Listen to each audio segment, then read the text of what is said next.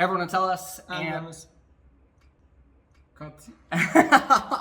Everyone it's LS and Nemesis. And this is going to be a kind of different patch rundown. This is the MSI patch, and Nemesis is joining for the MSI patch rundown.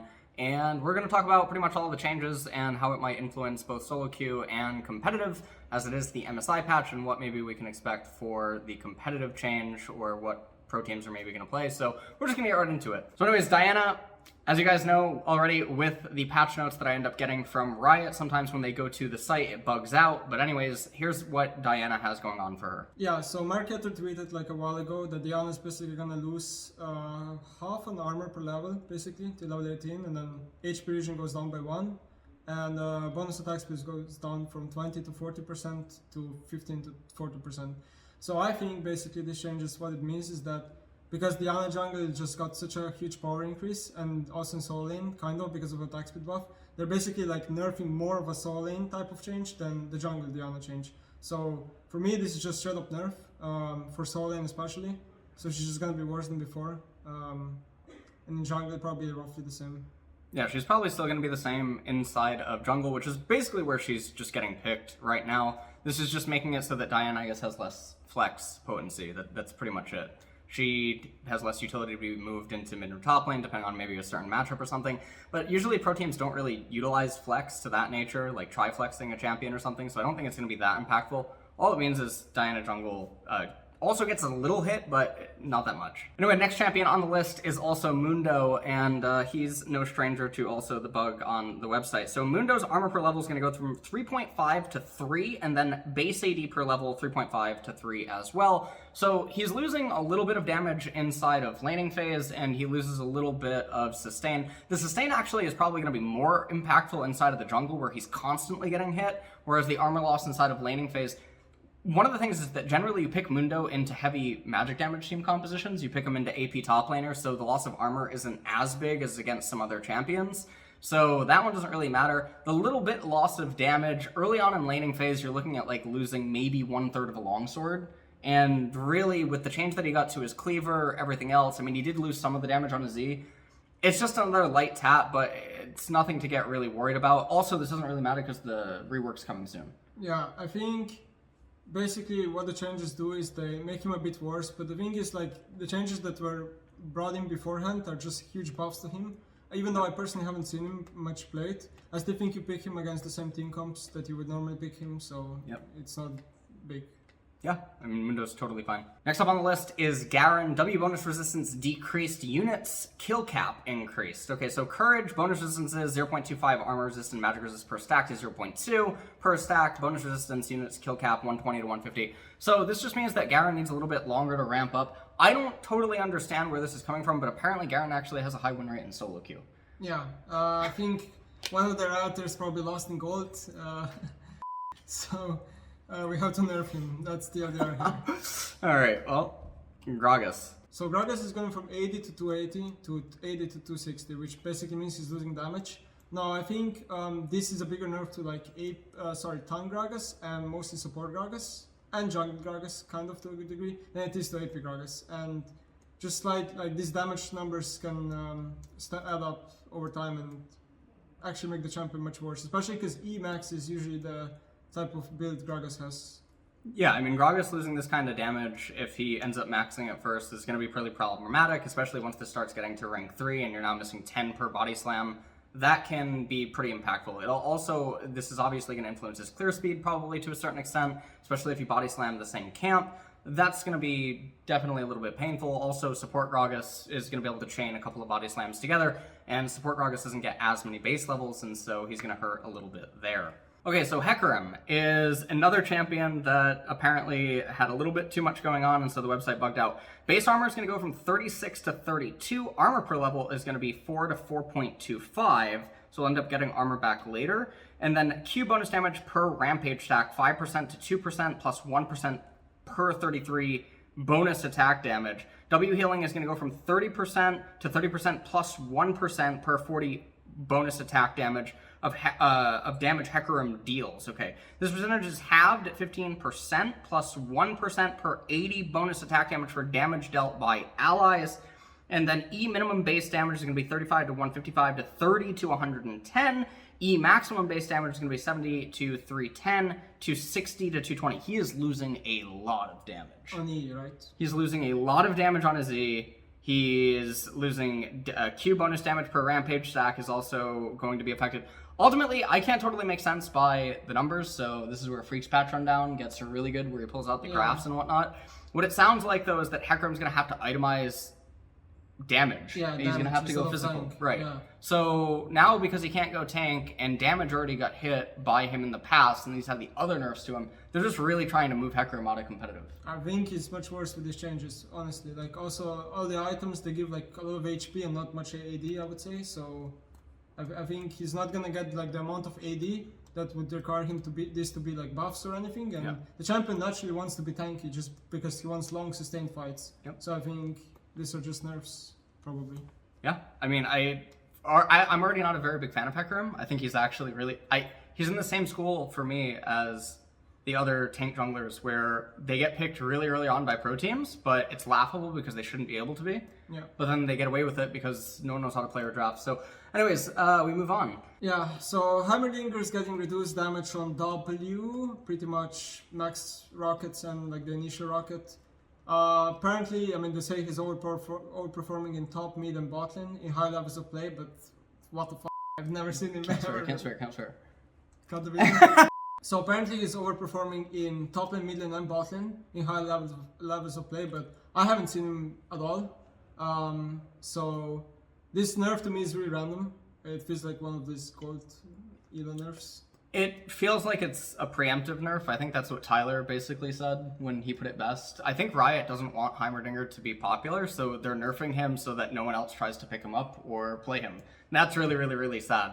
For people that don't realize that Riot sometimes obviously does choose to push certain champions more than others, that's obviously, I think, a pretty known fact, even if it's not actually directly said by them.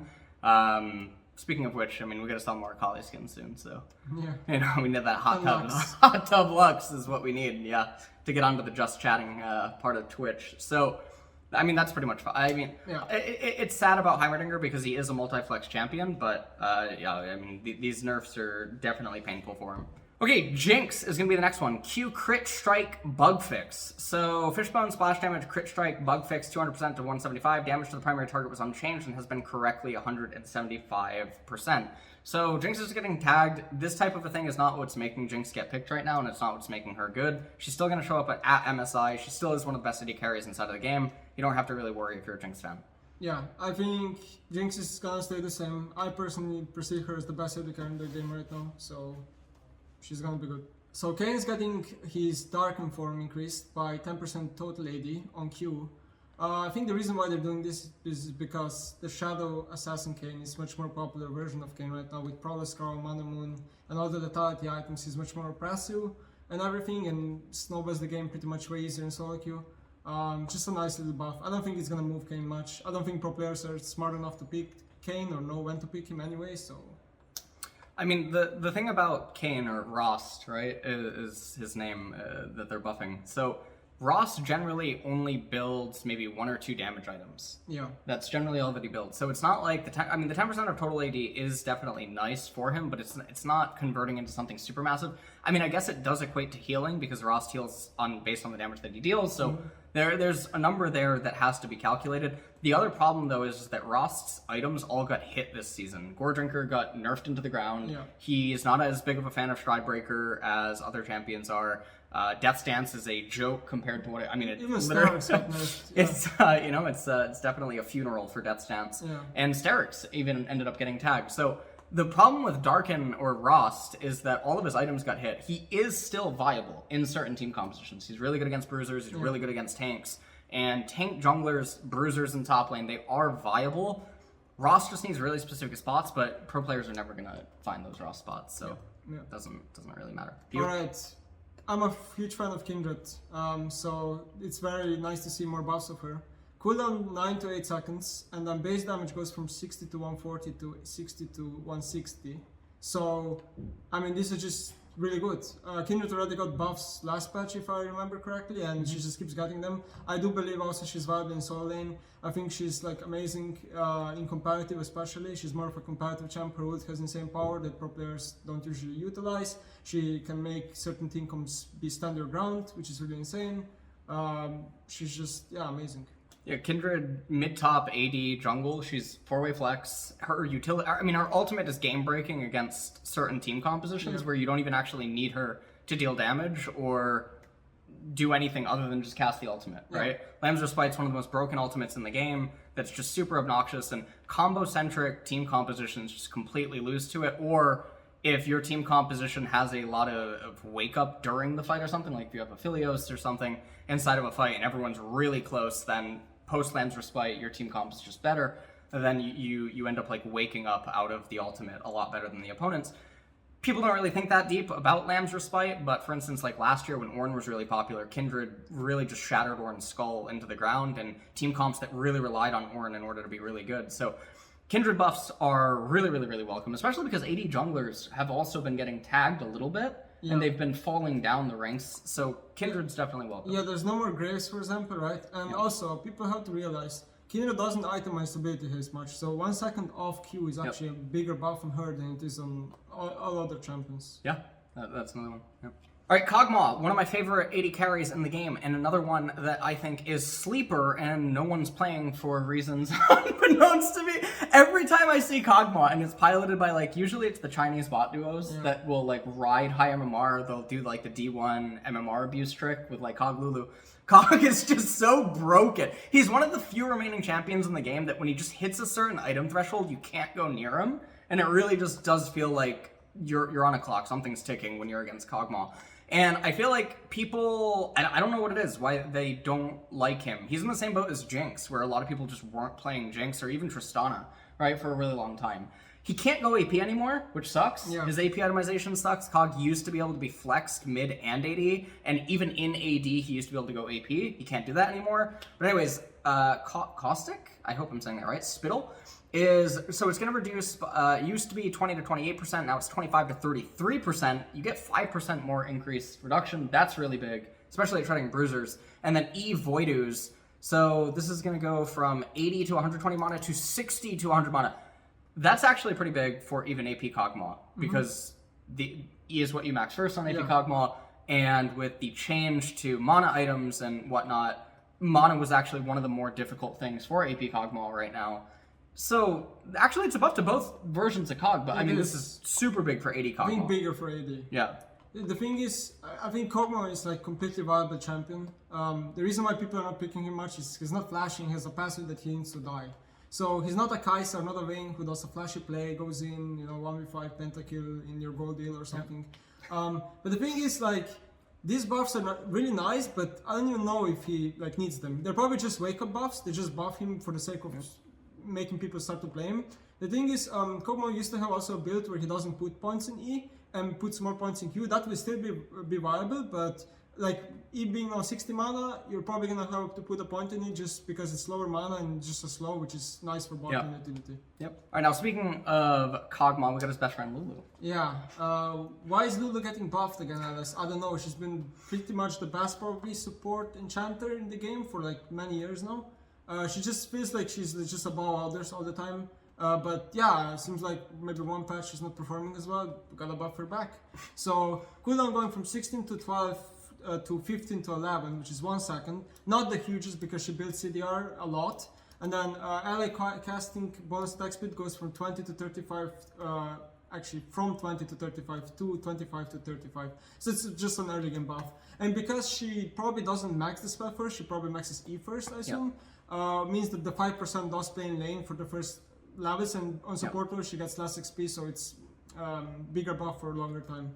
The other thing about Lulu that people aren't realizing is the Shurelya's change.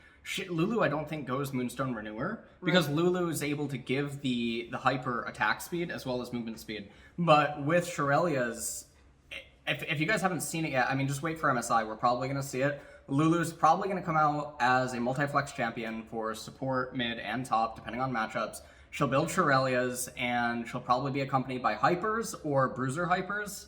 And what I mean by like a bruiser hyper, I mean like Aurelia in a certain team. Well, actually, I'm just kidding. No one can play Aurelia.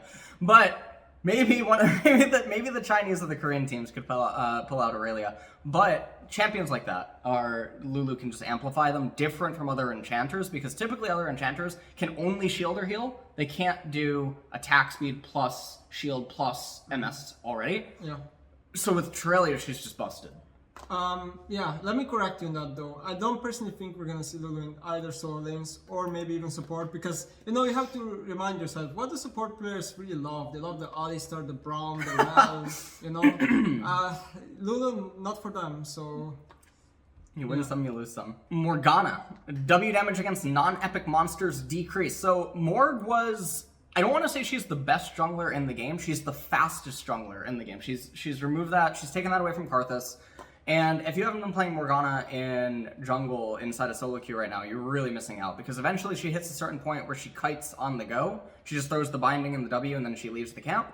And at that point, it's really hard to contend with her. She's super uber healthy. She's really hard to mess up. She can do really creative clears if you guys have like seen the videos or whatnot. Morgana definitely needed something to bring her in line. The scary thing is that it does hit a certain point of the game where you do still sort of just end up with a Morgana that is doing the same thing that she could from support, but you have her in the jungle. And base levels on Morgana doesn't necessarily translate to anything, because you're getting a little bit more shield on E, you're getting a little bit more damage on her W and whatnot, but it's really just the binding duration that you're having Morgana for in the later stages of the game. So her clear speed going down is definitely something to bring her in line, and I'm glad that's all that they did, because I could have seen Riot doing more. Yeah, I think she's also one of the most misunderstood champions in comparative. Like, if pro players are picking her, they're probably not picking her because they know why Morgana is good. They're just picking her because she plays strong and stuff.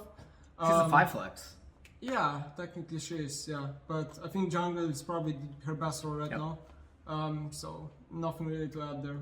Yep. Rumble, passive overheat bonus on hit damage decrease. So it's going from 10 to 50, 30% AP, to 5 to 40, 25% AP. So obviously it is getting a hit on the passive. Now, obviously the changes that Rumble got last patch were just huge buffs all around. I mean, practically removed one of his biggest weaknesses, which is getting overheated, because now he just two-shots you in it. And the E magic assist shot is really nice too. I think Rumble might, for me, be one of the most stat-checking champions right now in League. Like, just alone his base damages and his AP ratios are just absurd. So I'm not even sure if this buff is going to be big enough. This nerf is going to be big enough to actually make Rumble not be played anymore. I still think he's going to be played. I think he's going to be picked. I think he's going to be picked mid-top and jungle as a triflex, because even Rumble in the jungle is really good right now. I think you're sleeping on Rumble support. Yeah. What? You didn't do... Oh, with what? Equalizer? People play defensive equalizer? I mean, yeah, okay. So I mean, I could see that too. I mean, maybe Rumble can just go all 5 roles. Who honestly knows? Actually. I mean, he probably could just go all 5 roles right now. He reminds me of Syndra at one point, when she was just so strong that even if you're on top of her, which in theory should be her worst thing, she doesn't care because she just does too much damage. So he feels like that when you play against him in lane. It feels like you have to really outplay him. Feels like he has a get out of jail free card, because he can just all in you from such an insane lethal range. And he has so much reach with Equalizer. He does. It's insane. Thing is, the difference between Syndra and Rumble is Syndra is just way harder to play. So Rumble is naturally going to be played more if they're on the same level. Alright, Sett, W damage ratio increased, R damage ratio increased. So this is very interesting, actually. Okay, our damage binding adjustments to Sett in 1018 reduced the effectiveness of his full tank builds, which made him less of a menace in mid, jungle, and support. With the reduced that of him flexing across different positions, we can now flex more damage. Haymaker, 10% per 100 bonus AD to 20% per bonus 100 AD, and R the showstopper, 100% bonus AD to 120% bonus AD. This is really big because Sett loves Triforce. And Triforce, with the modifiers and the chains that are just ended up getting, it's Sett's favorite item, it's his best item. But the problem is that Sett's other items have been hit this season. Starix got hit, Death Stance got hit, these were his main items. Deadman's getting hit this patch. Deadman's got hit as well. So Sett, if he ends up going full damage, I don't even necessarily know what that totally looks like. I do like the full damage variant of Sett more. Even when Sett was really good last year, or like, when I say really good, I just mean popular. Yeah. I didn't think Sett was very good. I think he's very akin to a lot of the tank junglers right now. He gets picked early, doesn't get punished, and then people don't draft against him, and then they cry foul when they draft team comps that he's really good against, and then he ends up clapping them. I think these buffs are obviously really nice, and I think that they're well positioned with the Trinity Force builds. I think these are just buffs for mostly top lane. I think jungle Sett just doesn't get enough economy to really build AD items, and he's just he's just killed too fast, I think. Yep. And support, obviously, Sett doesn't build AD items. Yep. Other than that, maybe we'll see him be picked against like a specific counter. Like he does smash some lanes really hard. Other than that, same as before, I think. Alright, Shen. Shen gets his R shield decreased, but now it scales bonus with bonus health. So the minimum shield is basically up by, down in early game, but then it goes up by the more bonus HP you buy, and the same goes for max shield, I guess. So, this is just another freak patron notes where I don't know where the breakpoint is exactly. The breakpoint's very early on.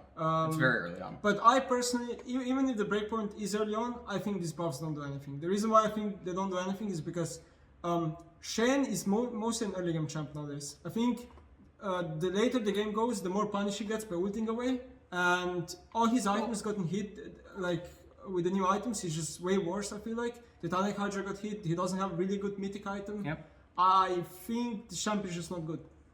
So the thing for anytime a shield gets buffed, right, especially one like Shen's or Ivern, right, when Ivern got buffed and nerfed and whatnot, one of the things I immediately comment on is look at the size of the shield in general, right, with the just the base.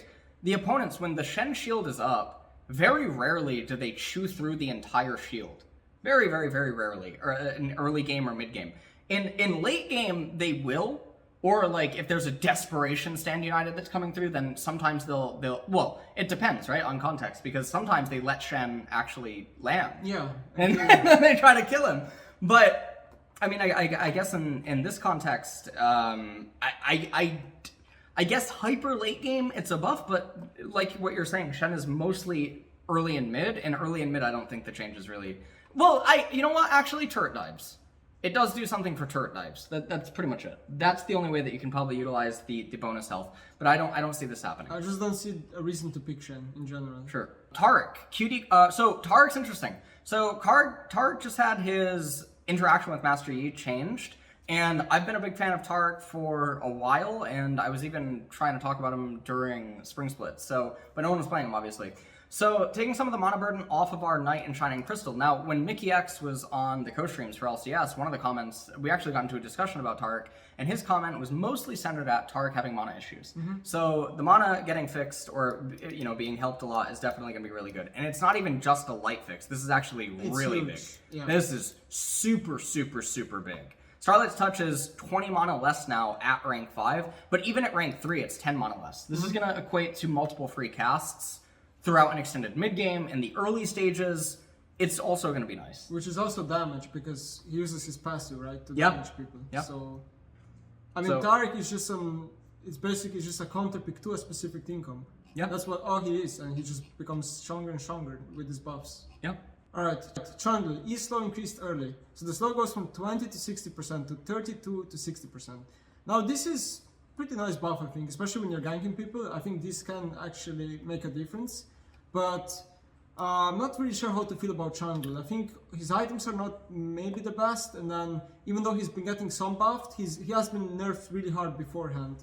So he kind of suffers from same issues. He's mostly like an early game champ that just becomes a pillar bot later on. Not really sure if that's what you're gonna pick in this meta. I would assume no. I could see him coming back if people continue to pick tank junglers, and if Hecarim just got tagged as well. Yeah. And they could, he could end up coming back, right? But the E slow increased early. 12% is gonna be like actually removing tier 2 boots from you. Now if you have tier 2 boots, you get them taken away. If you don't have tier 2 boots, you're doomed. But the other thing about Pillar of Ice is you don't put points into it until way later on. So that 1 point early that you have is going to be really, really big. So it's totally fine. Trundle might show up top lane. Some people have played him top, even in Korean Challenger. Some people have been playing him Trinity in top Force. lane. Yeah, Trinity Force Trundle up in top lane. And obviously jungle is a flex, so maybe we could see that. Vladimir And have you talked to Elite 500 lately? What? I'm gonna coach him one of these days. Really? Q cooldown increase later. Q transfusion. 9 to 4 seconds to 9 to 4.6 seconds. So Vladimir is still buffed from his original iteration. This is going to actually be an impactful nerf because Vladimir is one of the few champions in the game that does immediately almost cast their ability off cooldown, which is what his Q is all about. Sometimes he does have to chase you a little bit, and so in those instances it's not going to matter, where he's like waiting for the red transfuse. Yeah. Sometimes he has to chase you a little bit, and so in those instances it's not going to matter that much. Vladimir is still going to be absolutely insane, though. Really? Yeah. I'm not sure how to feel, but something tells me this might be the type of nerf that makes people think, oh, Vladimir's not good anymore, so we're not going to play him anymore. Thing is, I still think he's a very conditional champion. I wouldn't be the one blinding this type of champion, but he can be really strong, I think, if the condition is met. Especially because the Proto Belt also just got buffed. Yep. Alright, Xerath, one of my favorite champions. Really happy to see him here. Q damage increase, W base and enhanced base damage increase later. So Q damage goes from 80... okay. Q damage goes from 80 to 240, 75% AP ratio, to 70 to 230, 85% AP ratio. So you just need 100 AP, is the breakpoint. I'm trying to think, like... Don't hurt yourself. Huh? No. Carry the 6, maybe more. No, I want to say this buff is useless. The marketer tweet said it's 90% AP ratio, I think, and the base damage was higher, I think. I think this is just, it's like... it's still a buff. Okay, it's a buff, but... Come on, need some more love here. But so here's the problem. Mages don't get ability power. Yeah, exactly. Okay, you're gonna reach over 100, sure, but how do you get gold to buy a Rabadon nowadays? Alright, what about the Eye of Destruction? Take a look at this. Alright. That's actually pretty big. It goes from 60 to 180 to 60 to 200. Yeah, that's fine, because he maxes it second, he's a solo lane, so level 13 he reaches quite fast. And then the enhanced base damage also goes up by a bit at the end, but they have to be in the center, which is not the easiest thing to land. Yeah. Honestly, if you land everything, it's 50. Yeah. It's pretty big. Okay. Honestly, I don't think we're gonna see Xerath. I'm sorry. Even if these changes are buffs, which they are, he just needs way more. The champ's too hard to play for players. He's too hard to get used to.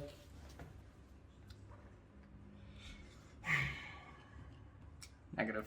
Dead Man's Plate. I think this is for Xerath. So health is going down by 100. Yeah. This item's a joke now, by the way. Okay, so... it's been a joke, but now it's even more of a joke. Okay, so what I think is happening here is, first of all, there's some Reddit comments that I saw at some point that, why are they not nerfing the moon speed? That's where the power comes from. I actually agree that the HP nerf is actually a better way to nerf it, because the moon speed should be the power from the item, not the actual tankiness. That's the first thing. Second thing is, the item was pretty good when the new items got released, because all the other items are bad. Then it got nerfed once. The item was still overbought a bit, not as good. Now it's just trash. I think the item that's gonna replace that in Spate is probably just Round in Zoman or Frozen Heart. They're all terrible. They are, but... It is the worst. It is actually like we're living in Lesneck's Carnival. All the items just suck. Everything's overpriced. And it feels like you don't get anything. there is a lot of gold in the game, to be honest. It's fine. That's Dance. The attack damage goes up by 5, armor goes down... Up by 5 too. Can you not read? That's Dance. Attack damage goes up by 5, armor goes up by 5. These are very slight buffs to Das Dance, who has been a very bad item this split. Honestly, honestly, a joke of an item this split. So, I think the buffs are nice, I don't think they're enough. Thoughts? I agree. Why you should never build Das Dance. Even if the enemy team is all you know what? How about this? If you're like Kha'Zix and the enemy team is all physical damage, you can get Death Stance. Yeah. If you're Aurelia and enemy team is all physical damage, you can get Death Stance. Yeah. You need a champion that's designed to try to get resets in a fight via something. Kha'Zix obviously wants to get his reset so he can hop away again. And then Aurelia wants to get the reset so she can just keep being Aurelia, right? Fiora versus all AD. If the enemy is not all AD, there's usually just almost always better items to buy. Always. Yeah. So these changes, no. Give me 80 AD again and I'll consider it. That's my stance. Okay, Moonstone Renewer. So obviously, you know, Lunar Stone Salesman here. Starlight Grayseal 60 to 70, Starcaster or an upgrade is 60 to 70. Okay, so Moonstone is interesting right now because Shurelia's is an alternative now for certain enchanters. Moonstone getting an extra 10 is pretty big, but Moonstone, as I talked about in the past, it should only be built now on champions that also have healing or shielding in their kit. A champion that's going to love this change is going to be Soraka, obviously. I mean, Soraka, we talk about her every single time, but the fact that champions now can build Moonstone and utilize it themselves inside of lane is actually pretty powerful. Yeah. I mean, this is a nice buff, because I think Moonstone has been underperforming compared to Shurelya, I think, after the changes. Yep. So they're buffing Moonstone, they're buffing Lulu. Yeah, I mean, I guess we know what the meta will be. Uh-huh. Prowler's Claw. Target enemy looks for a target in the following order. Nearest champion. Ooh, now you can just.